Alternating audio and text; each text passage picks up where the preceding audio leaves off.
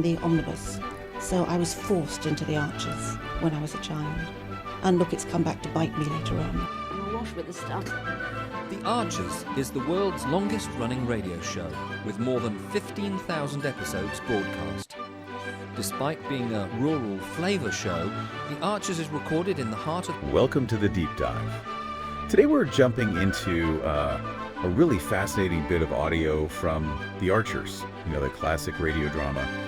And our mission really is to unpack how something as simple as a card game, bridge in this case, ends up becoming this crucible, I suppose, for trust and past traumas, and maybe even the future of a relationship. Yeah, quite something. It's a really surprising look at how two people try to prove fidelity.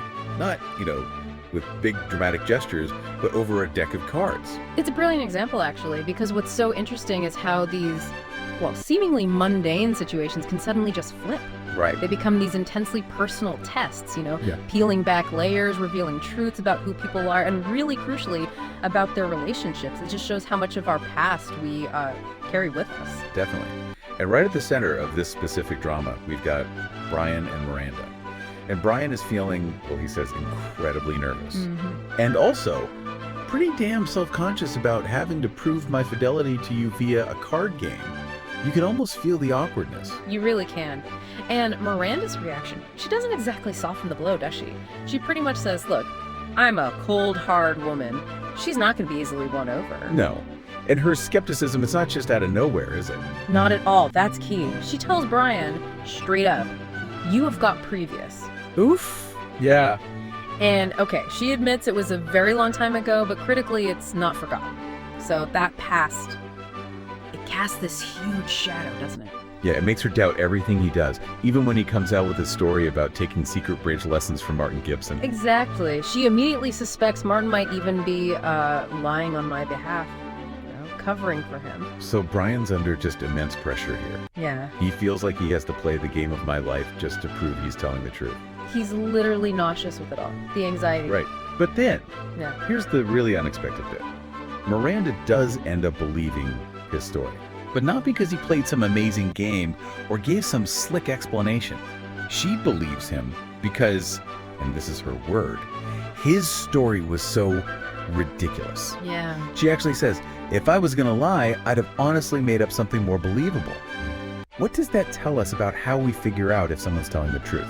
Well, it raises a really interesting question of credibility, doesn't it? Yeah. Sometimes the less polished something sounds, the less, perfectly constructed the story. Yeah. The more authentic it can actually feel. It's like we subconsciously trust things that feel a bit raw, maybe a bit unscripted. Okay, that makes sense. And despite all that terror, all that pressure he was under, Brian made a really crucial choice. He didn't cheat. Right. Even though Martin Gibson apparently suggested he should, he said Martin told him to find a way to cheat to win against these champions. Yes, and Brian's response was spot on. He said he didn't want to prove I wasn't a cheat by cheating. That's powerful. That act of integrity right there, under all that pressure, right, that becomes the real turning point, I think.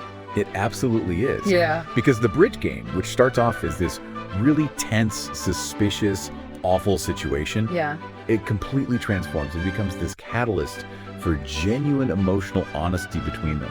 Brian, totally vulnerable, tells Miranda, you mean a lot to me. And then really putting himself out there, he says, I actually think I might love you properly. Love you. And Miranda, she drops that cold, hard woman act. Completely. She meets him there. She says, I think I might properly love you too. Yeah. It's just, it's remarkable how this test of fidelity ends up creating this much deeper connection. It really is. And if we sort of zoom out a bit, this whole deep dive into trust and personal history, it goes beyond just Brian and Miranda. Okay. Think about Lillian, for instance. She shares this really, heartbreaking story. Very raw. What happened? Her mother died when she was 19, and her father remarried just 4 months later. 4 months. Wow, that's incredibly fast. It is. And Lillian describes her stepmother as the absolute cliche of the wicked stepmother. And says, this woman kicked me out of the house at 19, believing she'd sort of already lined up to take her mother's place or something like that. That's right. Just awful. Such a betrayal, right, when you'd be most vulnerable. How does something like that kind of fundamental breach of trust, how does that play out later in her life? Yeah. Especially with relationships. Exactly. That's the core question. And Lillian is very open about it. She directly says this whole experience led to her deep distrust of men in general. Okay, I can see that. So when she's talking with Justin and Martin about Brian possibly cheating, she can instantly connect with Miranda's suspicion. She even draws parallels to Justin's own previous. Right, it all connects back. It perfectly shows how these really early experiences, especially around trust being broken, can set a kind of template, for how we see relationships, how we react for years, maybe even decades. It's way more than just bridge tournament chat. Definitely not. And then there's that slightly odd, intriguing comment about a parallel universe. Ah, yes, that was interesting.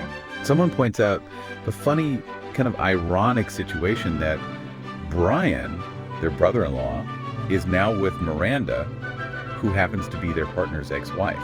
It is a bit mind-bending when you think about it. And they describe it as being like being in a parallel universe.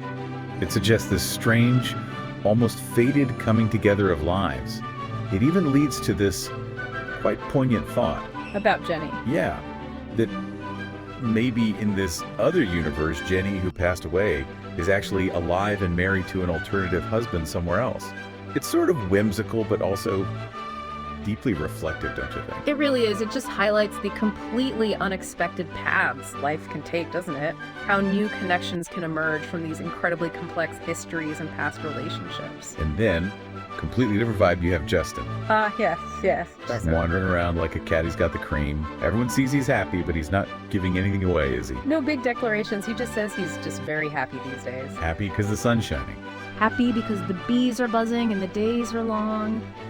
It's this small, slightly mysterious detail, but it provides such a contrast to the intense emotional stuff Brian and Miranda are going through. What a journey, really, through just this slice of life. We started with Brian feeling sick with nerves, didn't we? So self-conscious about proving himself to Miranda, who was understandably skeptical. Very skeptical. And then we watched as his honesty, his integrity, specifically not cheating, when he could have become the thing that weirdly unlocked her belief. Because his real story was just too ridiculous to be a lie. Exactly, not some polished performance. And that vulnerability, that truthfulness, forged this genuinely honest connection where they both could actually admit to properly loving each other. It's such a powerful example of how trust, even when it's been broken or at least seriously questioned, can sometimes be rebuilt. But often through these surprising acts of, vulnerability and raw integrity. Yep. And Lillian's story. Her incredibly frank honesty about her wicked stepmother and being kicked out right after her father remarried. It just shines such a clear light on her deep distrust of men.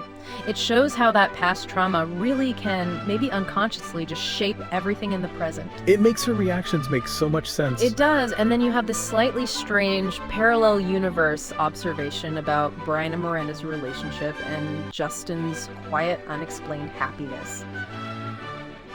It all weaves together into this really rich picture of human connection. Yeah. These deep personal histories, whether we talk about them or not, they're constantly there, aren't they? Influencing our relationships right now, how we see trust, how we understand fidelity. So maybe something for you, the listener, to think about. Yes. As you reflect on all this, maybe consider how your own personal past, perhaps experiences you haven't thought about in a while, maybe even difficult or traumatic ones, a bit like Lillian's. How might they be unconsciously influencing your trust, or maybe your lack of trust, in the relationships you have right now? Do we sometimes find ourselves setting up little tests with people? Not really to judge them, but maybe subconsciously these tests reveal more about our own history, our own baggage, than they do about the current situation or the other person. It's definitely something worth mulling over. So, what are you doing now? Just getting ready for the next episode. Just moving mics around again. So, what do you do? I do the spot effects on the arches. Are you what we call Foley then? Kind of. Yep. Okay. And these are all part of the paraphernalia of production. Yep. That's the ball bar. This one. Yep. That's. Ladies so wanted to be in their own place when their baby came into. Due in 2 months, not much chance of that now. But I mean, it would have been a stretch for him financially, mind that.